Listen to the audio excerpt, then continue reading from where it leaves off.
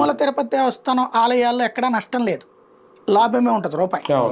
2 కోట్లు 3 కోట్లు కింద ఉన్నటువంటి తిరుచానూరు ఈ ఆలయాలన్నిటి నుంచి డబ్బులు మిగులుతాయి.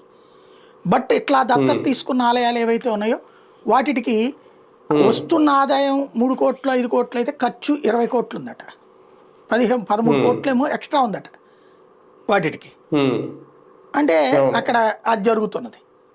ఇప్పుడు అది రాసింది ఎట్లాగా, అది అధికారులు తప్పిదం, టీటీడీలో బోర్డులో వాళ్ళ తప్పిదం. అదే జగన్ అయి ఉంటే జగన్ విధ్వంసకారుడు కాబట్టి ఇట్లాంటి తప్పులు చేపిస్తున్నాడు కావాలని. క్రిస్టియన్ కాబట్టి నాశనం చేస్తున్నాడు, ఏది గుళ్ళు తీసుకున్నా సరే శ్రీవాణితో గుళ్ళు కట్టించినా జగన్ నాశనం చేసినట్టే. వాళ్ళు రాసే వార్త వాళ్ళ ఇష్టం, ప్రజలను అలాగే. బీజేపీకి 2 అడిగే ఛాన్స్ ఉందా? నేను అనుకోవట్లేదు. మరి సాక్షి రాసిన దాన్ని బట్టి నిజంగా 2 ఇస్తే మాత్రం తెలుగుదేశంలో బీజేపీ మీద కోపం పెరుగుతుంది.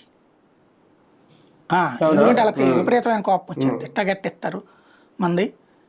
ఇక అప్పుడు వాళ్ళ సోషల్ మీడియాలో అమిత్ షా నిన్ను మోడీని అమలాబోతులు దడ్డం బిగించేస్తారు. అంటే బీజేపీకి కూడా అవసరం కదా సార్ రాజ్యసభలో? ఎన్డీఏ కూటమిగా ఉన్నా విడిగా ఉన్నా ఒకటే కదా, ఒకటే. అంటే ప్రెషర్ చేసినట్టు అనిపిస్తుంది కదా. వాళ్ళ బలం ప్రకారం అయితే కనుక ఒక్క రాజ్యసభ సీట్ కూడా రాదు కదా, 45 ఓట్లు 4 వాళ్ళకి సపోర్ట్ గానే ఉంటాయి. అదే అనేది కాబట్టి ఆ లెక్కను తీసుకోవచ్చు. 2 అడుగుతున్నారు అంటే గనక తెలుగుదేశాన్ని ఉంచుతున్నారు వాళ్ళు అని అర్థమవుతుంది పబ్లిక్కి.